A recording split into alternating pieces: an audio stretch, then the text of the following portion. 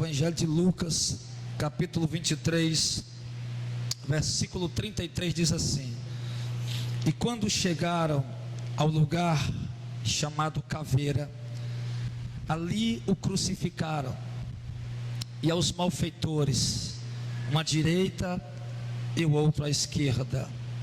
O texto está falando, irmão, da crucificação de Jesus. Levaram Jesus para um lugar chamado o lugar da caveira, e ali o crucificaram, e haviam dois malfeitores. Eu não sei o que esses malfeitores tinham feito, se eles tinham roubado alguém, se eles haviam estuprado, se eles haviam matado alguém. Eu sei que eram dois malfeitores. E a Bíblia diz que Jesus foi crucificado, e puseram um malfeitor à sua direita e outro malfeitor à sua esquerda.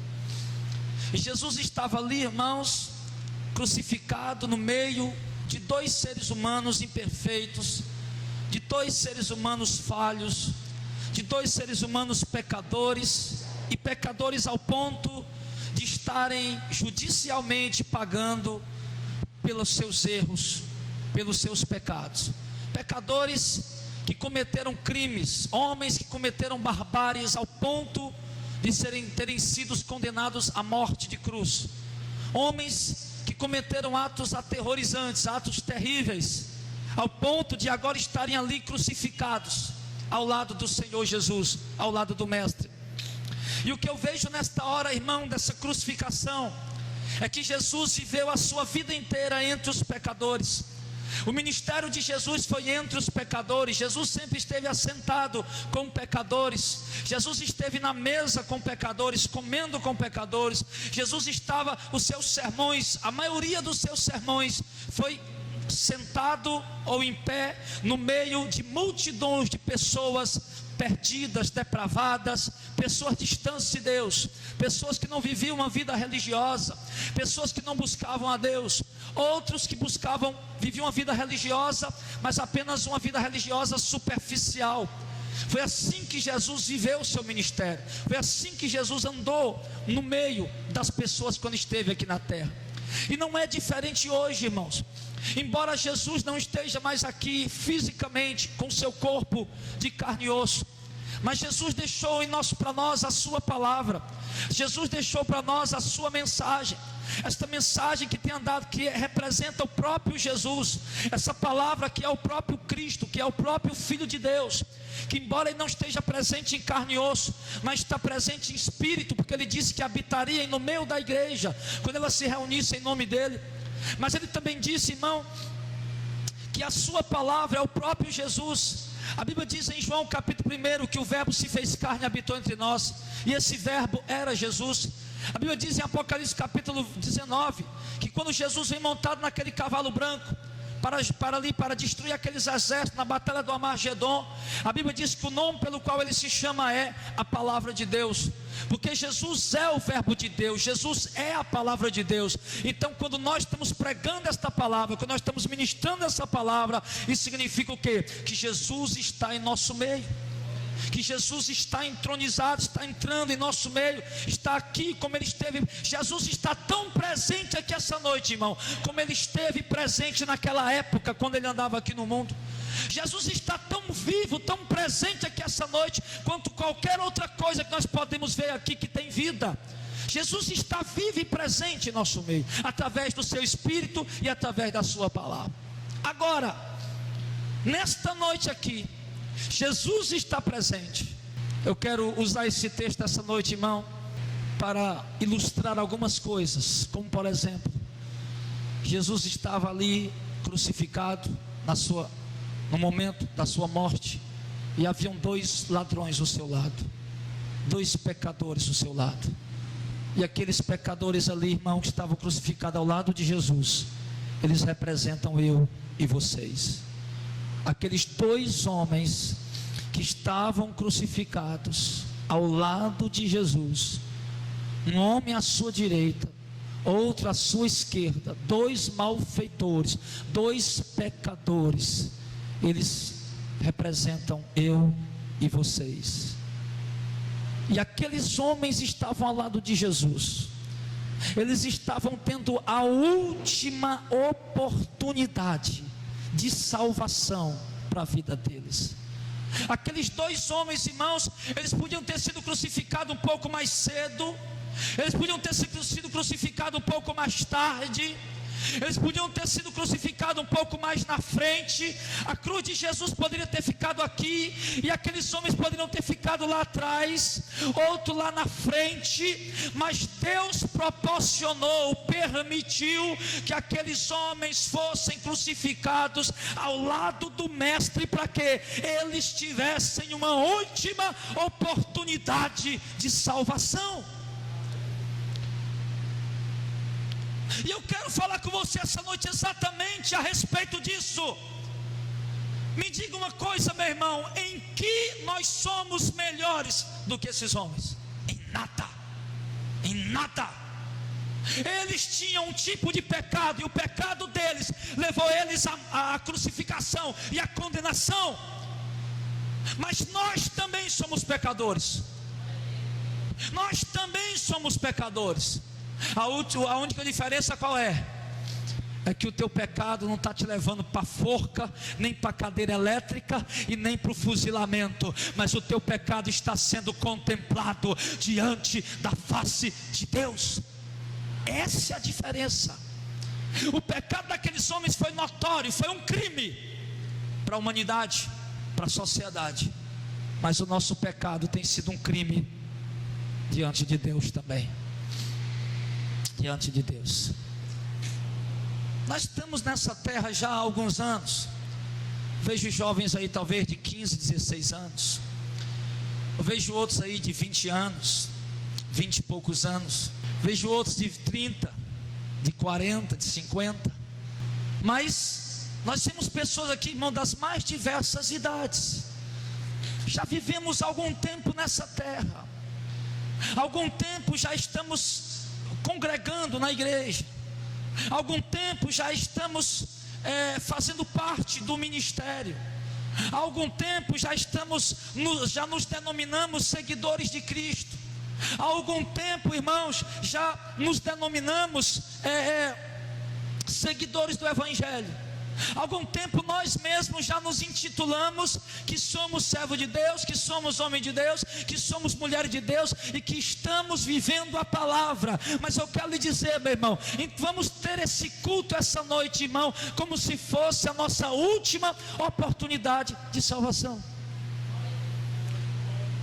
Nós vimos aqui, irmão, que haviam dois homens pecadores crucificados ao lado de Jesus. Estavam tendo a oportunidade. Quem pode assegurar para mim e para você que hoje não seria a última oportunidade de culto que nós estamos tendo? Antes de vir para o culto hoje, eu estava meditando.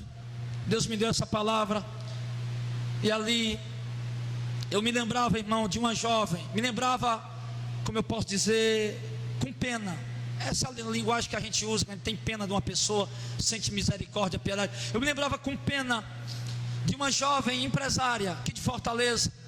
Foi para o culto com a sua mãe. Celebraram o culto, cantaram os louvores, oraram, ouviram a mensagem, foram voltando para casa. Mais um culto. E naquele dia, na rua que elas passaram, eu não sei se era a mesma rua de costume, mas haviam dois malfeitores no meio da rua armado. Eu me lembro até o sobrenome da menina, que é um sobrenome conhecido. E ali, quando abordaram o carro dela para ela parar, era um carrão bom. Mandaram ela parar, ela não parou. E quando ela pisou para avançar, o cara deu um tiro e atingiu ela, e ela morreu. Eu pude imaginar a mãe dela ao lado, no banco do passageiro, desesperada, vendo a filha morta. E pude imaginar aquela menina agonizando, saindo do culto, de mais um culto como tantos outros, sem saber que aquela noite era a última chance, era a última oportunidade para ela. Eu vi um relato de uma outra senhora, essa tinha mais de 60 anos. Ela saiu de um culto também, e alguns malfeitores esperaram ela no lugar escuro e deram vários tiros na cabeça dessa senhora. E aquela mulher também não sabia que aquele era o último culto. Porque muitas vezes, irmão, quando falamos de último culto, eu tenho visto tanta gente morrer esses dias. Eu acho que o obreiro João foi comigo, o Denis também, o obreiro Denis. acho que não faz 15 dias, João, 20 dias que nós fomos Madalena. Fomos lá fazer um culto fúnebre do irmão da igreja, um senhor de 70 anos de idade, faleceu. Depois dele havia falecido outro também, senhor lá conhecido da gente. Anteontem, quando eu cheguei lá, a notícia tinha falecido outro. Ontem morreu a avó da irmã da igreja, e logo em seguida morreu uma senhora, tia da minha esposa, uma senhora de idade também. E eu vendo, meu Deus, está passando uma geração. Eu dizia, Senhor, está morrendo tanta gente perto uma da outra, eu nunca vi isso nessa cidade pequena. Mas isso, irmão, representa para nós, isso fala para nós abrir nossos olhos, que tem gente morrendo todo dia. E hoje a gente estava almoçando lá em casa, e a minha irmã estava lá com a gente almoçando, e eu dizia para ela, a gente tem que se preparar, porque qualquer hora isso chega dentro da família da gente. A gente tem que se preparar, porque qualquer hora uma notícia dessa chega para o pai da gente que morreu, para a mãe da gente que morreu, para o irmão da gente que morreu, para algum familiar da gente que morreu. Então, meu irmão, eu acho que nós vivemos nessa terra muito despercebidos em relação a isso. Eu acredito, irmão, que todo dia que Deus nos dá, nós temos que viver este dia como se de fato fosse o dia que eu vou ser chamado para prestar conta com Deus. Nós temos que viver cada dia, o dia de hoje, o dia de amanhã, cada dia que Deus nos permite viver no presente. Quando você acordar amanhã, se Deus te der essa graça, que você possa lembrar, eu vou viver hoje como se eu fosse ser chamado para prestar conta com Deus. Aqueles homens estavam tendo a última oportunidade da vida deles. Aqueles homens estavam sentindo dores, irmão. Haviam pregos enfiados nas mãos deles, igual nas mãos de Jesus. Seus pés estavam furados também com cravos de 15 centímetros. Aqueles homens estavam agonizando, porque a morte de cruz o homem morria asfixiado. Passava muito tempo ali, depois ele cansava, não conseguia mais, e as pernas não seguravam mais o corpo, e ele ficava empedurado só pelos braços, não conseguia mais respirar e morria. Aqueles homens estavam sentindo dores. Aqueles homens, pode ter certeza, estavam vivendo o pior momento da vida deles. Aqueles homens estavam vivendo o pior momento da existência deles, da história deles, da caminhada terrena deles. E estavam vivendo o pior momento, e Deus estava dando a eles ali, de mão beijada, de graça, a oportunidade de salvação através de Jesus. E aí o que acontece? Quando aqueles homens se viram diante dessa oportunidade, a última oportunidade, agonizando, sentindo dores, o pior momento da vida, a Bíblia diz no verso 39, que um dos malfeitores, que estava pendurado, blasfemava de Jesus, dizendo: se tu és o Cristo, salva-te a ti mesmo e a nós também. Esse, irmão, esse primeiro malfeitor representa um grupo de pessoas entre nós, que às vezes estão passando por muitas tribulações, adversidades, problemas na vida, angústia, tristezas, momentos dificílimos, e Deus dando a ele ali a oportunidade, através de Cristo, dele ser salvo. E a única coisa que ele sabe fazer é murmurar e lamentar diante de Deus. A única coisa que ele sabe fazer é blasfemar de Deus. Tem pessoas aí, irmão, que estão passando luta, estão blasfemando de Deus. Tem pessoas que estão dentro da própria igreja, estão passando adversidade, problema, estão murmurando com Deus, estão ameaçando a Deus, dizendo: Senhor, se o Senhor não resolver meu problema, eu vou deixar de congregar. Se o Senhor não resolver meu problema, eu vou deixar de ir para a igreja. Se o Senhor não me curar, não resolver a situação, seja lá qual for. Aí o que acontece? Mesmo que a pessoa não diga isso, mas que ele começa a passar pelos problemas, as lutas, as tempestades, mesmo que ele não diga: Senhor, se o Senhor não resolver meu problema, eu vou sair. Muitos não dizem, mas o que eles fazem? Acabam de fato saindo, acabam fazendo como esse homem, rejeitando a oportunidade que Deus está dando, porque tiveram o evangelho como uma visão terrena, de bênçãos, de conquistas, uma visão apenas de melhoria de vida. E como Jesus não estava melhorando a vida daqueles homens, aquele homem dizendo para Jesus: Senhor, Jesus, tu não é o Filho de Deus? Salva-te a ti mesmo e a nós também. Visão terrena do Evangelho. E é assim que muitos têm andado, irmão. Muitos têm rejeitado a salvação que Deus tem oferecido, porque têm olhado para o Evangelho apenas com uma visão terrena, de conquista, de melhoria de vida. Multidões estão dentro das igrejas apenas porque ouviram um falso profeta na rádio ou na televisão, dizendo que se eles fossem fazer uma campanha lá, a vida deles ia melhorar. Multidões estão dentro das igrejas enganadas, olhando o Evangelho apenas com uma visão terrena, como esse malfeitor. É um pecador como esse homem aqui, está buscando a Deus apenas interessado em receber alguma coisa material. Aí, se Jesus de fato descesse da cruz, se salvasse a si e tivesse salvado ele, nem assim aquele homem ia crer em Jesus. Por quê, pastor? Porque as pessoas que vivem o Evangelho apenas com visão terrena de conquistas, as pessoas que olham para o Evangelho apenas com visão de conquistar, meu irmão, ele pode receber o que ele receber, mas ainda assim ele vai estar andando fora da palavra de Deus. Ele pode frequentar a igreja, pode ser assíduo nos cultos, mas ele não tem vida com Deus lá fora. Ele pode estar fazendo campanha que fazem por aí, que aqui não tem campanha. Pode estar fazendo campanha que fazem por aí. Pode estar recebendo bênção. Pode estar com um saco cheio de bênção nas costas. Mas ainda assim ele vive uma vida depravada na carne, sem santidade e sem compromisso com Deus. Por quê? Porque tem uma visão apenas terrena do Evangelho. São aquele tipo de crente que só dá glória a Deus quando abre a geladeira, está cheia, tem de tudo. Oh, glória a Deus. Quando abre a dispensa, está cheia, tem de tudo. Oh, glória a Deus. Quando abre o guarda-roupa, é sapato bonito, é roupa bonita, roupa nova, é dinheiro no bolso, é saúde. Oh, glória a Deus. É esse tipo de crente. Mas que quando vem uma dor, que quando vem uma perca, quando abre a geladeira que está vazia, quando abre a dispensa que está vazia, quando olha para o guarda-roupa que não tem roupa nova, nem calçado novo e nem tem dinheiro para comprar, os glórias a Deus não saem mais. Por quê?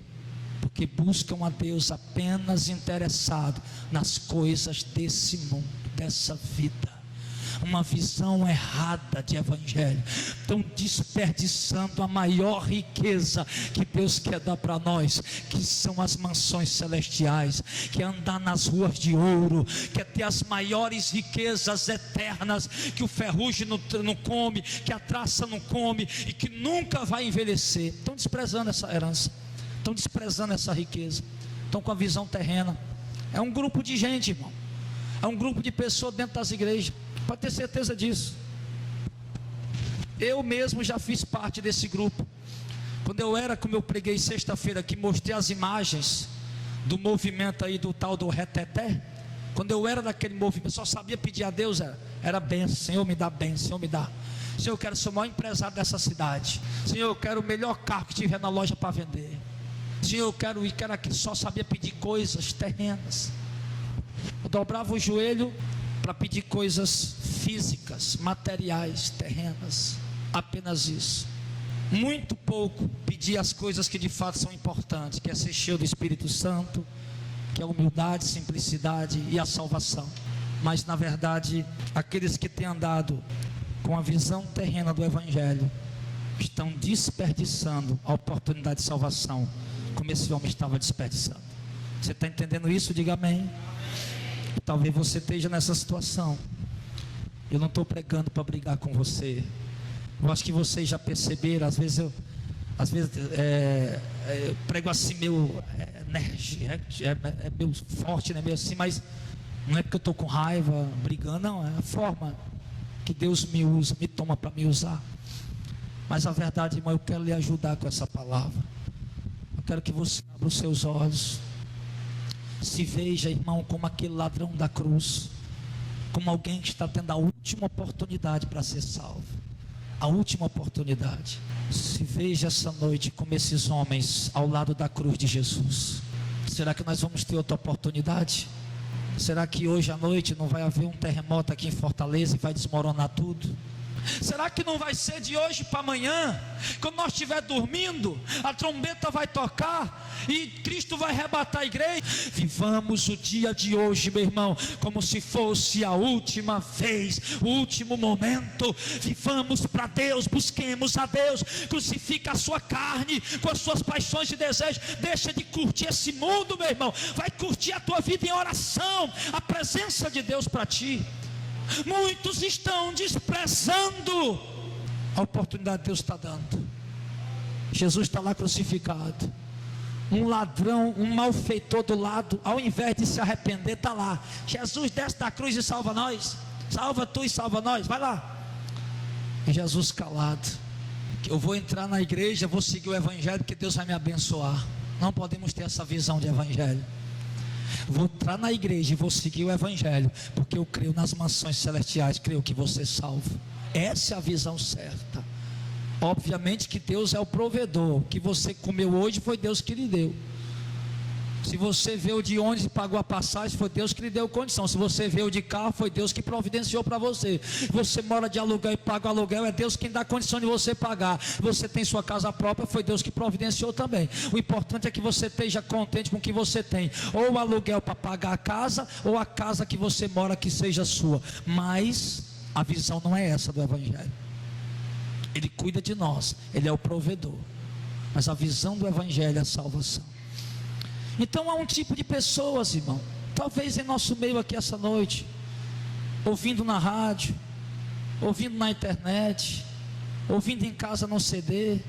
Talvez há um tipo de pessoas que está igual esse malfeitor, que está desperdiçando a oportunidade da salvação. A única coisa que ele sabe pedir a Jesus: Jesus me livra daqui, Jesus me tira daqui, Jesus me salva daqui, Jesus me tira da cruz, Jesus me dá isso, me dá aquilo. Igual esse malfeitor. Mas do outro lado a Bíblia diz que tinha outro. O verso 40: repreendendo porém o outro malfeitor, aliás, respondendo porém o outro malfeitor, o repreendiam, dizendo: tu nem ainda temes a Deus, estando na mesma condenação? O que é isso, irmão? Que nós temos que repreender as pessoas que estão vendo o evangelho apenas com uma visão terrena. Aquele homem repreendeu, aquele malfeitor repreendeu o outro, um pecador repreendeu o outro. Rapaz, tu está aí sofrendo, atorturado nessa cruz, morrendo, agonizando, e nem ainda tu tem um temor de Deus. Tem gente, irmão, que vai ouvir essa pregação aí, meu irmão, que está em adultério, e está passando o pior momento da sua vida, meu irmão, e nem ainda teme a Deus. Tem gente que vai ouvir essa pregação lá dentro de um presídio, é um traficante, é um assassino, é um estuprador, meu irmão, e está maquinando, sai dentro do presídio já querendo fazer mais mal, nem estando dentro desse tormento aí, meu filho, você teme a Deus? Nem aí dentro dessa desgraça, desse presídio, sofrendo, comendo pão que o diabo amassou, ainda assim você não tem um temor a Deus?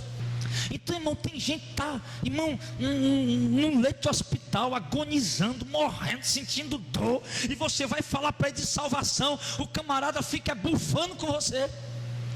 Aí o outro lá, mas foi, rapaz, tu está morrendo aí, rapaz, e nem ainda tu temes a Deus.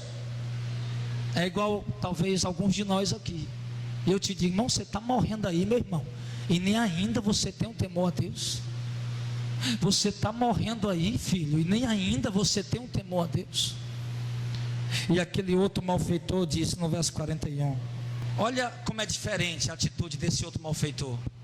Um desperdiçou a oportunidade de ser salvo, o outro disse assim: nós, na verdade, com justiça, porque recebemos o que nossos feitos mereciam, mas esse homem não fez nenhum mal. O que esse homem estava dizendo? Nós estamos aqui pendurados na cruz porque é justo, nós somos pecadores, nós fizemos por onde merecer. Mas esse aqui, Jesus, não fez nenhum mal não.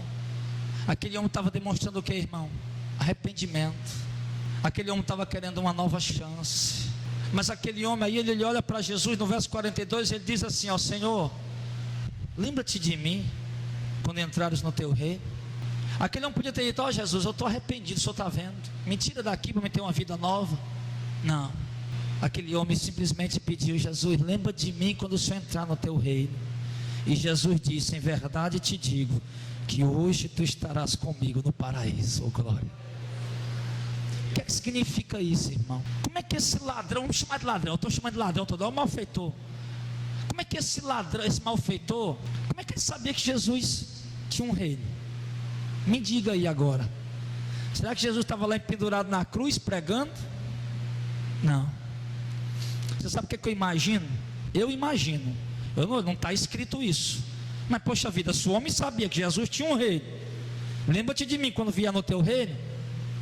Eu creio que, com certeza, em um dos cultos que Jesus realizou, em uma das pregações de Jesus, talvez à beira da praia, talvez ali ao ar livre, no pé do monte, aquele ladrão ia passando e ouviu a mensagem de Jesus. Provavelmente aquele homem um dia, vamos conjecturar, nós não vamos distorcer a doutrina, nós vamos conjecturar. Vamos imaginar que um dia aqueles dois ladrões tinham organizado um assalto. Vamos fazer um assalto aí. Aí eles foram os dois passando perto de um culto onde Jesus estava pregando. E quando eles chegaram ali perto daquela multidão, multidão essa aí, vamos parar aqui para ver que negócio é esse. Opa, tem um homem pregando ali. Aí ele chega, quem é aquele homem lá? Não, é Jesus, é o Messias, é o Cristo. Porque o outro ladrão também disse, né? Se tu és o Cristo, desce da cruz. É o Cristo. Aí está pregando aí, é o Messias. Aí imagina esse ladrão aqui, que se arrependeu, olhando para aquele culto, ouvindo as palavras de Jesus, falando do reino de Deus, de perdão do pecado, de arrependimento. Imagina as lágrimas daquele homem descendo, e com desejo de seguir o Evangelho. E posso imaginar esse ladrão sendo influenciado pelo amigo dele. Embora ele queria seguir Jesus, embora ele creu que Jesus tinha um reino, embora ele creu que Jesus era o Filho de Deus, mas ele foi influenciado pelo outro amigo dele, ele foi influenciado pelo parceiro de roubo, pelo colega de assalto, pelo colega que fazia coisas erradas, e acabou deixando Jesus para seguir o amigo dele, para seguir o colega dele. E ali eles acabam fazendo algo, irmão, que leva eles à prisão. E eu já posso imaginar esse ladrão dentro da prisão brigando com o outro, dizendo: eu queria ficar lá ouvindo as palavras de Jesus, e você me influenciou, e por isso eu não fiquei, e agora estou aqui preso, sentenciado à morte. Aqueles ladrões, aqueles malfeitores não faziam ideia que iam ser crucificados ao lado de Jesus.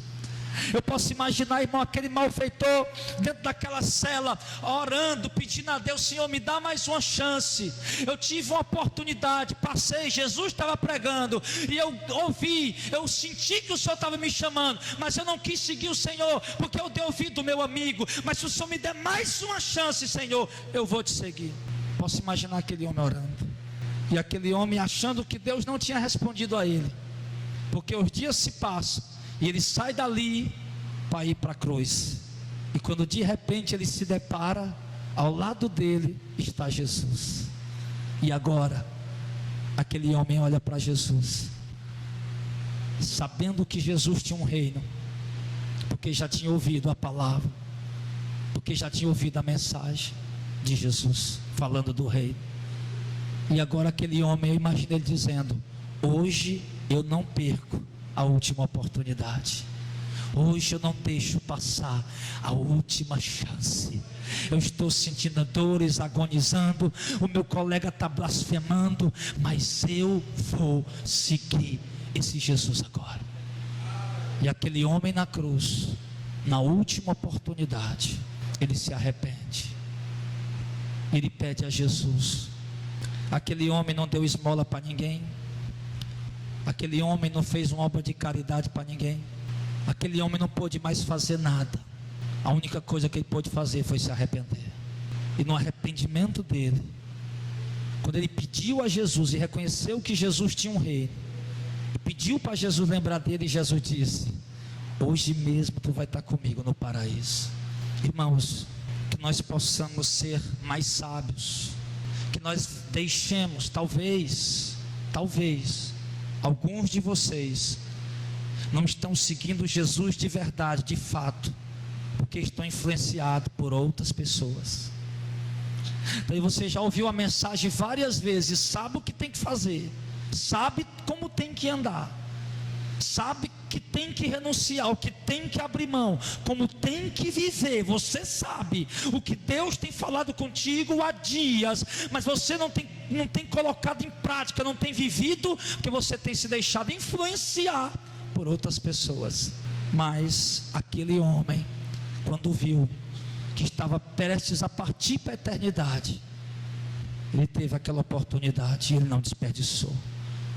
Ele não se importou com a blasfêmia do amigo dele, ele não se importou se o amigo dele ia zombar dele, ele não se importou se o amigo dele ia escarnecer dele, se o amigo dele ia criticar ele, ia zombar dele. Ele não se importou com isso. Ele apenas disse: Jesus, lembra de mim quando entrar no teu reino. E Jesus garantiu e prometeu para ele: hoje tu vai estar comigo no paraíso. A única coisa que Jesus quer de você não é o seu dízimo, não é a sua oferta, não é o seu dinheiro. O que Deus quer de você, meu irmão, é o seu arrependimento. Deus quer te dar perdão. Pastor, estou esperando uma bênção de Deus. A maior bênção que Deus pode te dar é o perdão dos teus pecados. Você não pode comprar os perdão do teu pecado. Não há jejum que você faça que perdoe seus pecados. Não há monte que você suba que perdoe seus pecados. Não há nada não há obra de caridade que você faça que perdoe seus pecados. Pode vender tudo que você tem, dar para os pobres, morar embaixo do viaduto, que ainda assim você continuará sendo um pecador. Mas você reconhecer Jesus como Senhor, se arrepender e se converter a Ele, aí sim Deus te dará o perdão do teu pecado e garantirá para você a entrada no reino do céu. É como, irmãos, aquele homem nem se batizar pôde, nem participar da primeira ceia. Aquele homem não pôde mais fazer nada, mas ele se arrependeu e Jesus deu a ele a salvação. Porque Jesus disse: irmão, eu não vim chamar os bons, os que estão sãos, eu vim chamar os doentes, os pecadores, ao arrependimento. Só basta os pecadores reconhecer que são pecadores, que precisam de perdão, para que Deus dê a nós a vida eterna. A única coisa que está faltando em nós, irmão, é arrependimento sincero. Quando Jesus olhou para aquele homem, Jesus olhou para o coração dele, e Jesus viu arrependimento, Jesus viu quebrantamento, Jesus viu sinceridade, Jesus viu que aquele homem realmente estava arrependido da sua vida de pecado, de depravação, e queria uma oportunidade, e Jesus deu para ele. Aquele homem não era rico, ele não pôde dar nada para Jesus, mas Jesus não está esperando nada de nós, irmão. Está esperando o arrependimento, o amor. E graças a Deus, pode ser que alguns de nós ainda vivam mais alguns dias pela frente. O que Jesus vai esperar de nós depois do arrependimento dessa noite, irmão, é que nós de fato vivamos a palavra de Deus.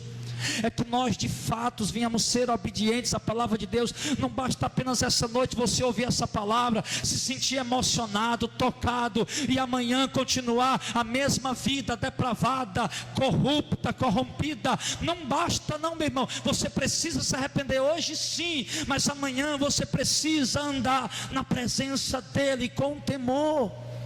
Com temor. Precisa obedecer. Às vezes eu digo, seria muito bom se a gente entregasse a vida a Jesus hoje e já morresse amanhã. Por quê? Porque aí a gente já entregou a vida a Jesus, é direto como ele aqui, ó, direto para o paraíso, no mesmo dia. Mas quando a gente entrega a vida a Jesus, que não morre no mesmo dia, a gente tem que enfrentar, meu irmão, as tentações diárias. A gente tem que enfrentar as tempestades da vida, as lutas, as adversidades. Temos que lutar contra nós com a nossa ganância, com a nossa cobiça, com a nossa vaidade, o nosso orgulho, nossa soberba, nossa arrogância, nossa prepotência. Temos que lutar todo dia uma batalha. E eu quero lhe dizer que muitos têm perdido essa batalha. Muitos têm caído no meio do caminho. Muitos têm ficado para trás, têm desistido, não têm conseguido resistir ao pecado muito tempo. Existe uma semana, um mês, alguns meses, mas é notório, irmão, é muito notório que muitas pessoas têm caído, como a gente ouve falar mesmo, como própria liderança da igreja, caído em adultério, e muitos não têm se levantado mais. Eu conheço homens que um dia foram pastores, que caíram em adultério e nunca mais se levantaram, deixaram suas esposas e estão vivendo agora com as amantes, e abandonaram o ministério, caíram e nunca mais se levantaram. Então por isso eu digo, seria bom entregar a vida a Jesus hoje, e partir ainda hoje para Cristo, porque aí nós já teríamos a garantia de entrar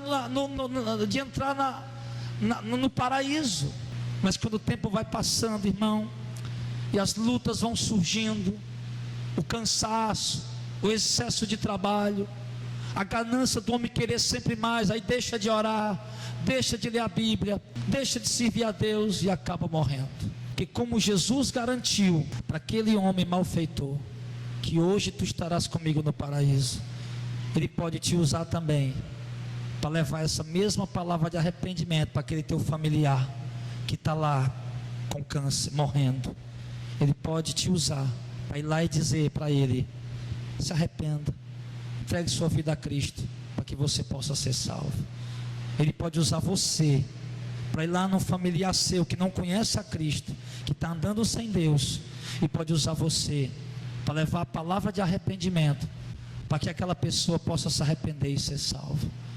E Ele pode usar você para salvar alguém por meio da palavra.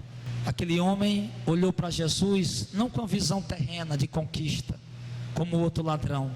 Mesmo na cruz estava pedindo, na cruz estava pedindo coisa terrena, mas esse homem olhou para Jesus com a visão espiritual.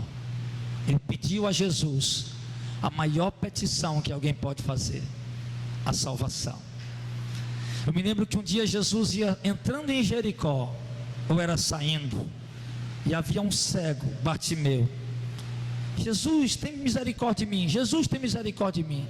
E o pessoal: cala a boca aí, cego, Jesus, tem misericórdia de mim. E ele continuava gritando. Jesus disse: chama ele aqui. O homem era cego de nascença. E quando aquele homem chega perto de Jesus, Jesus pergunta para ele: o que é que você quer? Jesus podia não ter perguntado. Jesus já sabia o que ele queria ver. Mas Jesus podia não ter perguntado. Por que Jesus perguntou? Porque Ele quer provar a gente. Ô cego, o que é que você quer?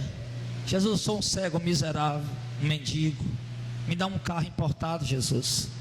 Me dá uma casa boa para me morar e uma aposentadoria boa, para nunca mais eu precisar vir para cá.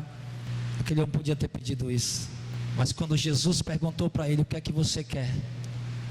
Aquele homem disse: Hanablepel. E o que é que significa isso? Eu quero enxergar. Mas entende o que ele estava falando? Hanablepel. Eu quero olhar para cima, eu quero olhar para o alto. Quando Jesus perguntou àquele homem: diga o que é que você quer que eu te faça. Jesus, eu quero enxergar, eu quero ver Deus, eu quero olhar para cima, eu quero contemplar o Altíssimo. É isso que eu quero, Jesus. O texto está traduzindo: Jesus, eu quero ver. Mas Hanablepel significa: eu quero ver, eu quero enxergar, eu quero olhar para o alto, eu quero olhar para cima. E o que é que aquele homem queria no coração dele? Ele queria ver Deus, ele queria contemplar Deus. Ele podia ter pedido um carro, ele era um mendigo. Ele podia ter pedido uma casa, ele era um mendigo. Podia ter pedido um emprego, ele era um mendigo. É o que muitos de nós estamos fazendo, irmão. A coisa mais importante você pedir para Deus: Hanablepel, eu quero enxergar a Deus, eu quero olhar para cima. E você está gastando o tempo da sua oração pedindo coisas materiais. Pedindo coisas materiais. Mas Jesus está provando as tuas petições. Jesus sabe o que é que você tem pedido a Ele. Se você está como esse cego, dizendo: eu quero ver, eu quero enxergar, não apenas as coisas materiais, mas eu quero enxergar Deus, eu quero ver a glória de Deus, eu quero enxergar as mansões celestiais. Jesus nos prova, irmão, nas nossas petições. É que nós possamos ter mais cuidado a partir de hoje. Que nós possamos de fato nos preparar e priorizar aquilo que de fato deve ser priorizado. Não as coisas terrenas, mas a herança celestial.